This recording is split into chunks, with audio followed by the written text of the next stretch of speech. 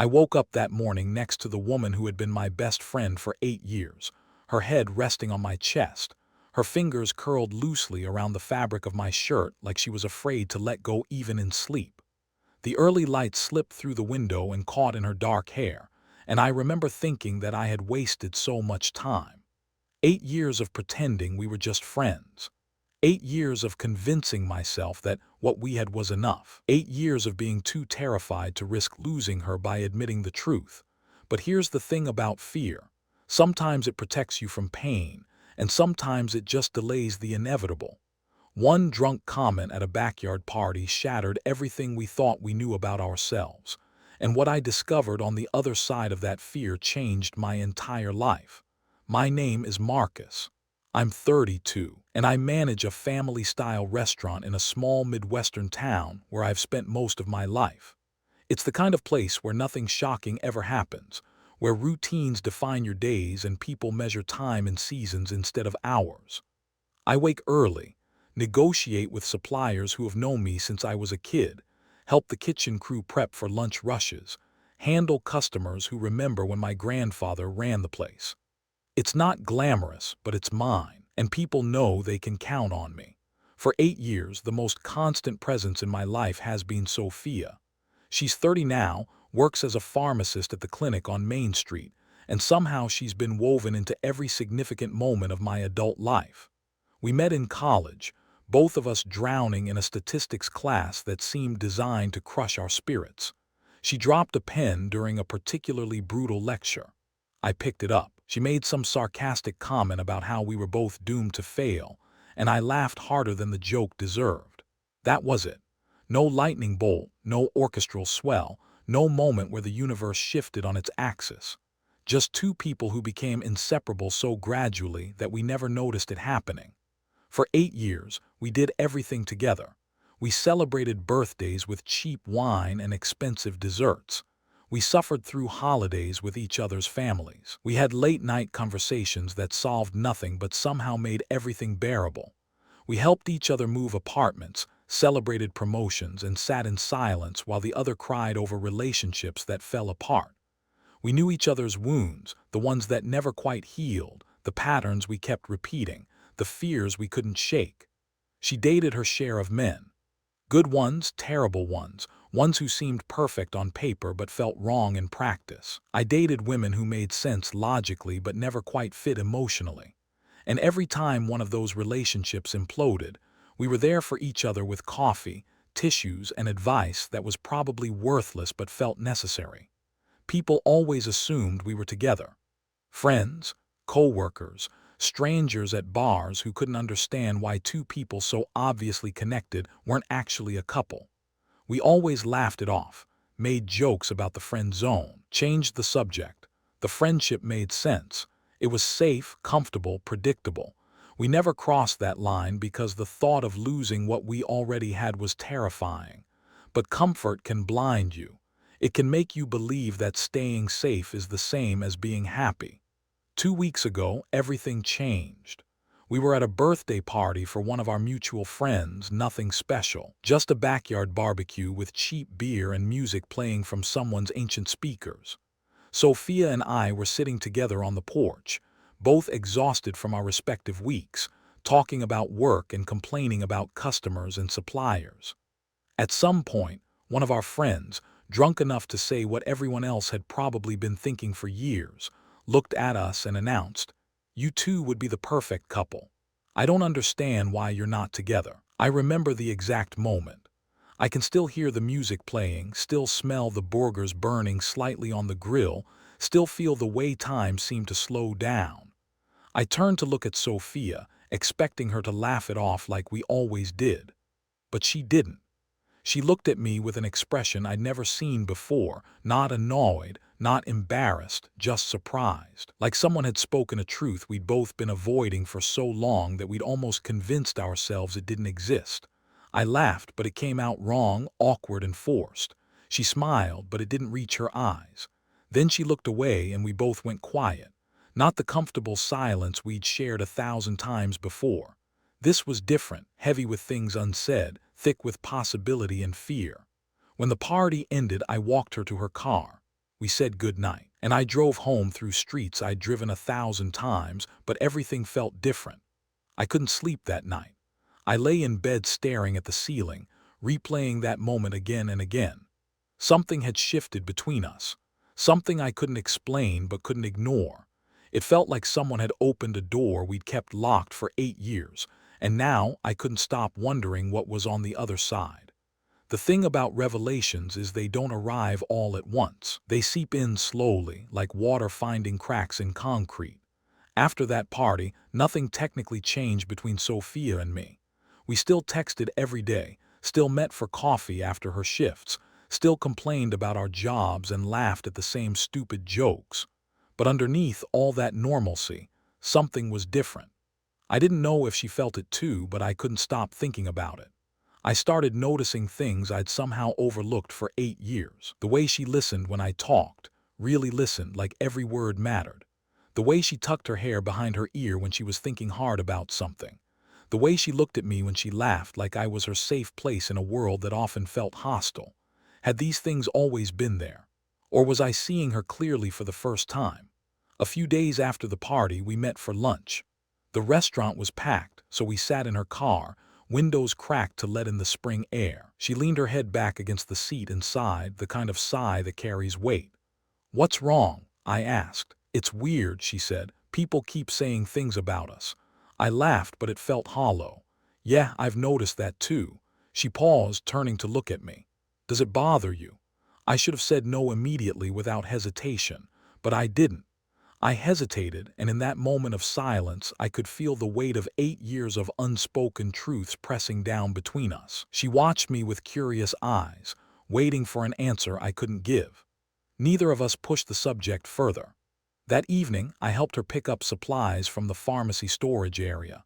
It was late, the place was closing, and we were both tired in that bone-deep way that comes from working jobs that never quite appreciate you. While we sorted through boxes, she started talking about her last relationship, how it had ended, what she'd learned, what she regretted. "You know what I realized," she said, staring at a box of medical supplies like it held answers. "Comfort isn't always the same as happiness." The words hit me harder than she could have intended. It felt like she was talking about us without actually saying it, like she'd opened a window into thoughts I'd been having but was too afraid to voice. On the drive home, something clicked in my mind.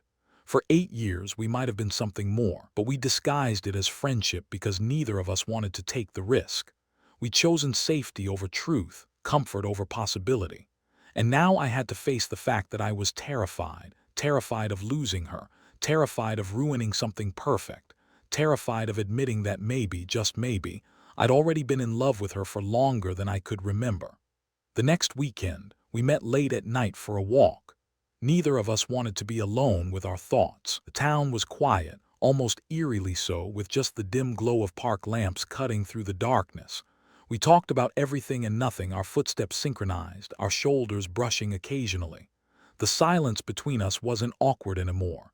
It was fragile, delicate, like anything we said might shatter something precious.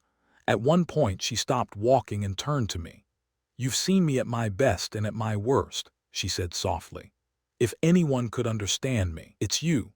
I felt the urge to say something profound, something honest and terrifying.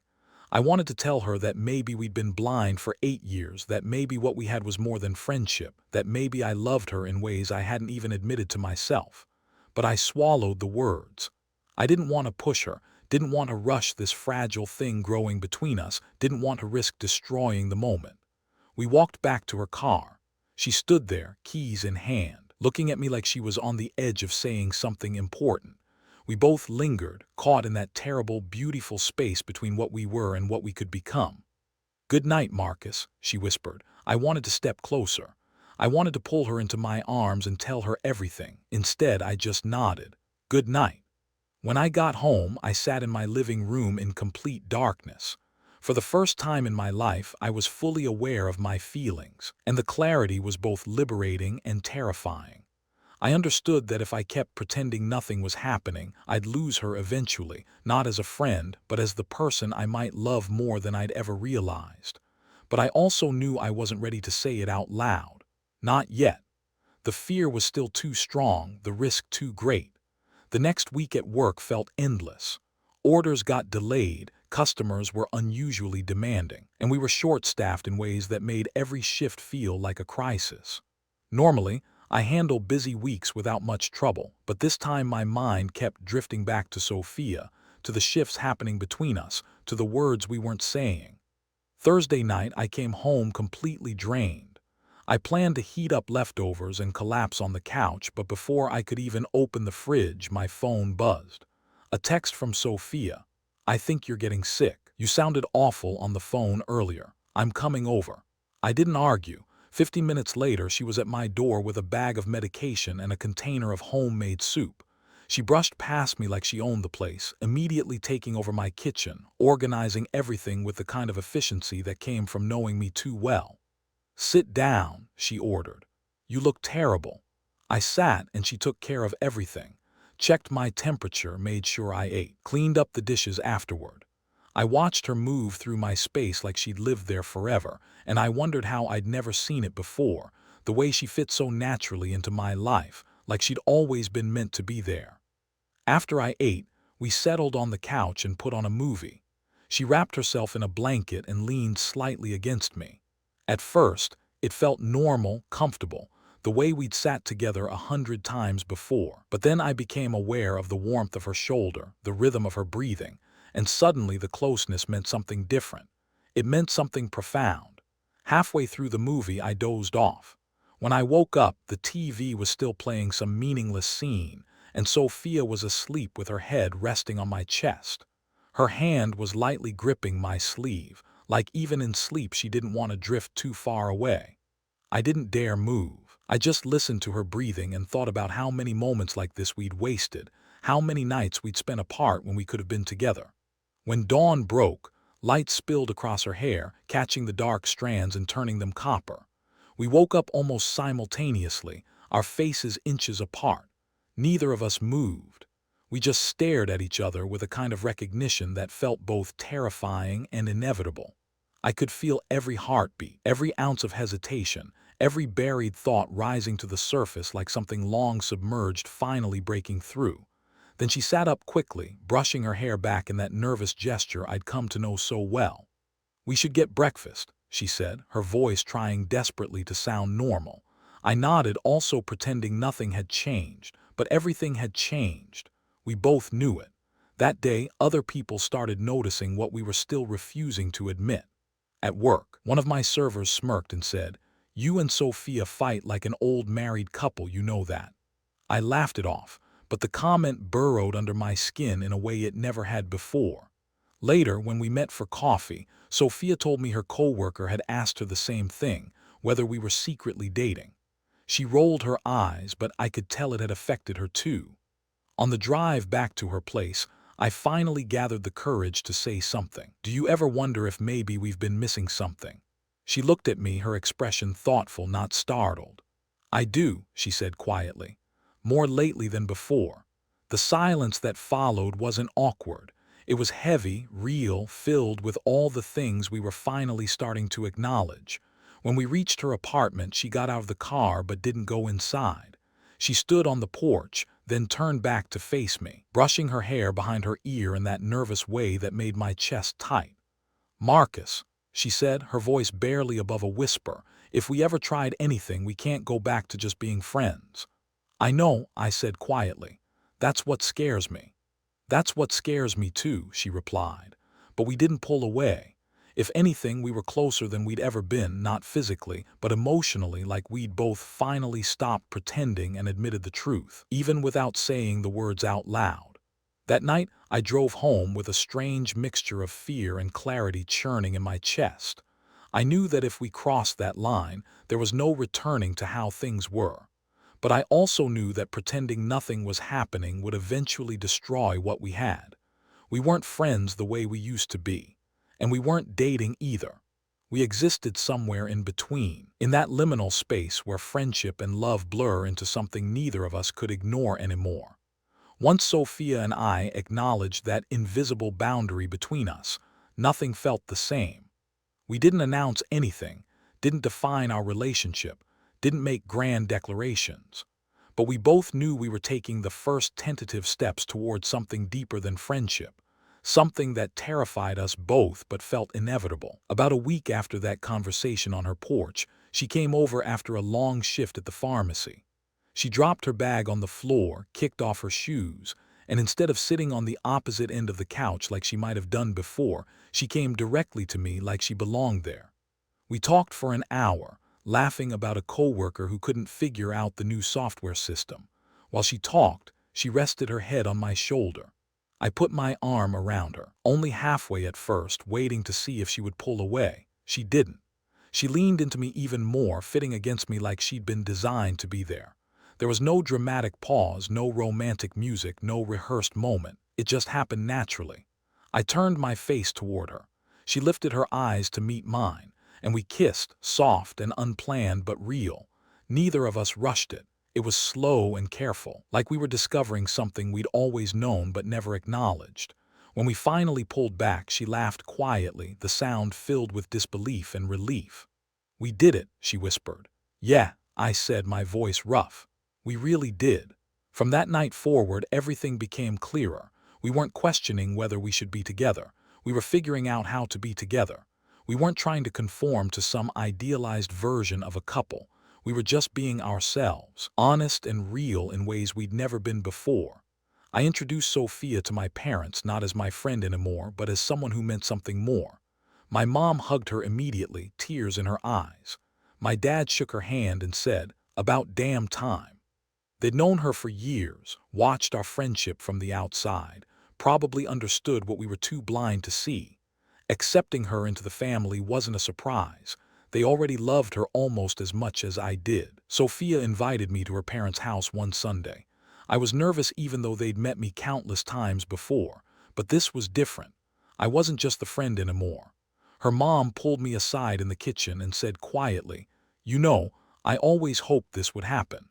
Her dad shook my hand with a grip that conveyed both trust and warning and said simply, "Take care of her."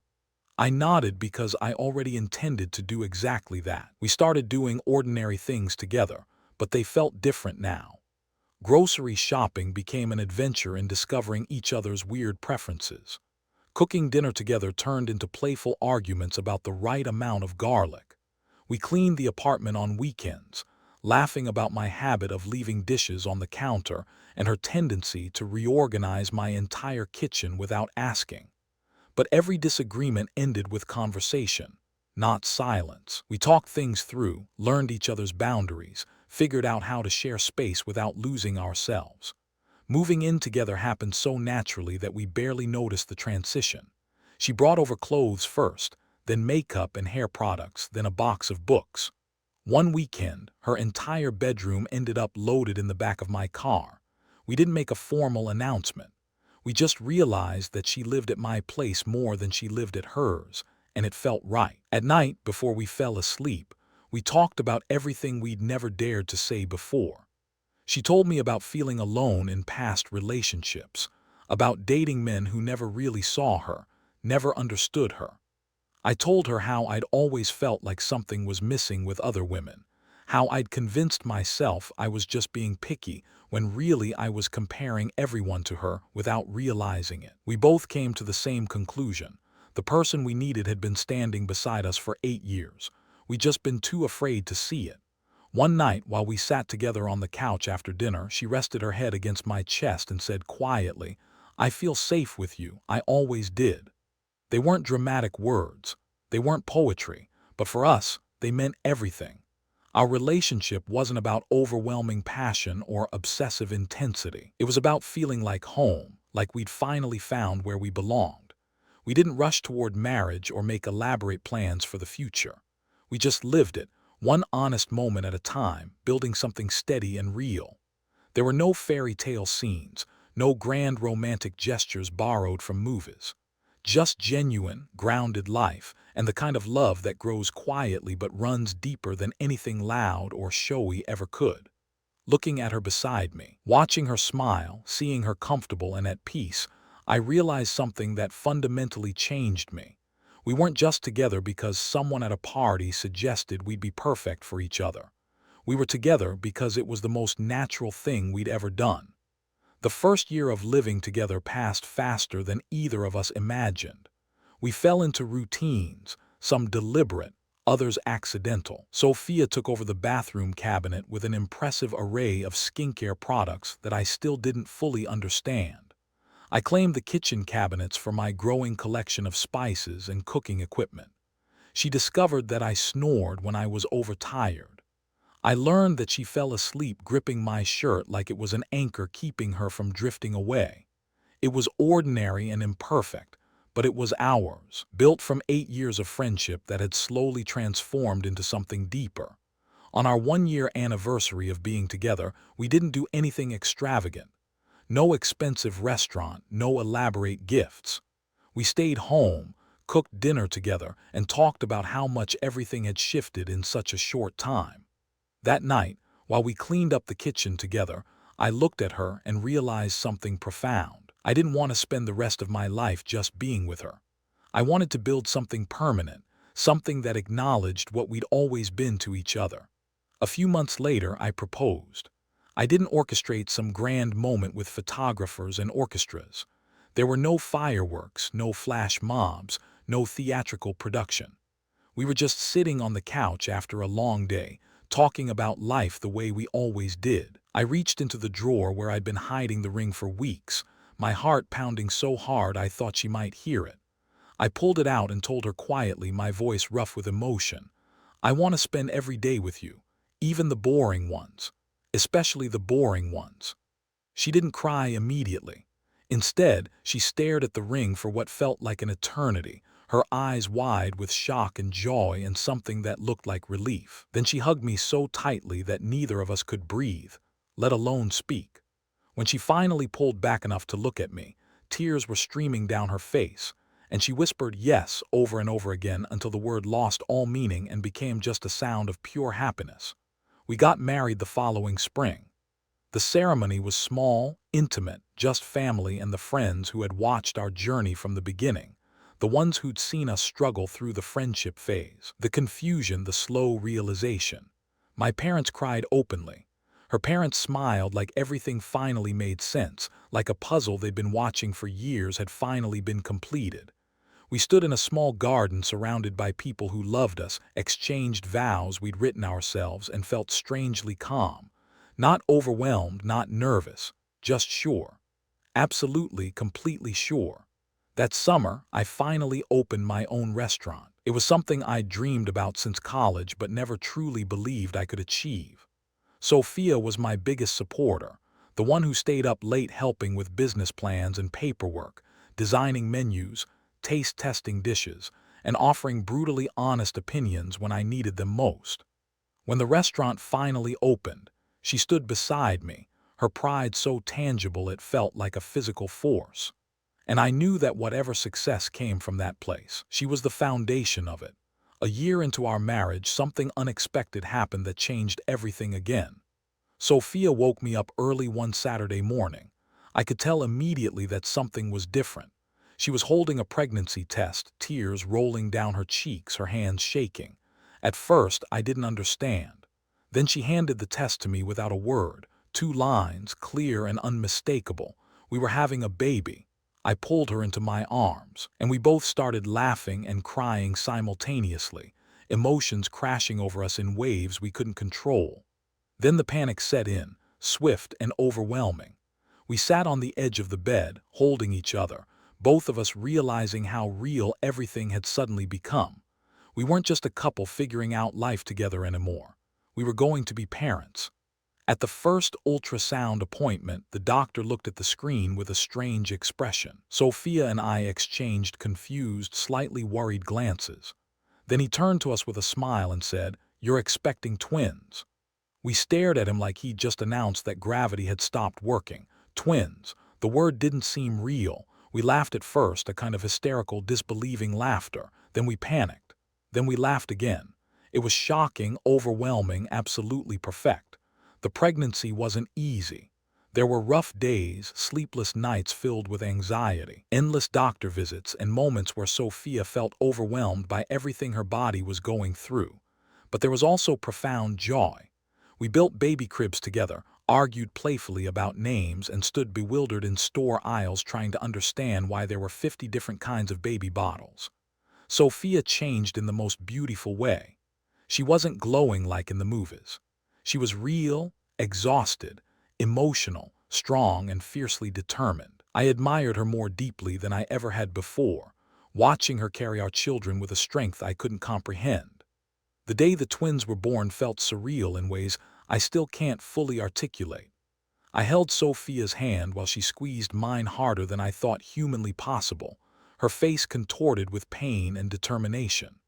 When the nurse finally placed two tiny babies in our arms, one girl and one boy, everything else faded into background noise. The hospital sounds, the other people in the room, the exhaustion, all of it became distant and unimportant.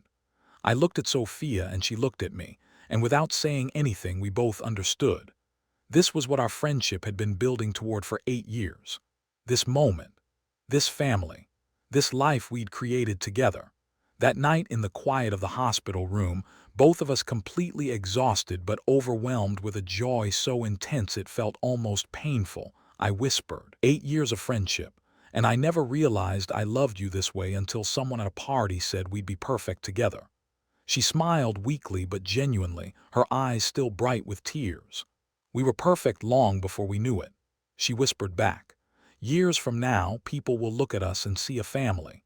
Not the story of two friends who spent nearly a decade confused about their feelings. Not some dramatic, cinematic love affair. Just two people who found home in each other, who grew together through fear and friendship and finally into love, who built something strong and steady and real. And that's exactly how it ended. Not with fireworks or surprises, but with two tiny babies asleep in our arms and the absolute certainty that our story, the one that began with a dropped pen in a statistics class 8 years ago, was finally perfectly complete.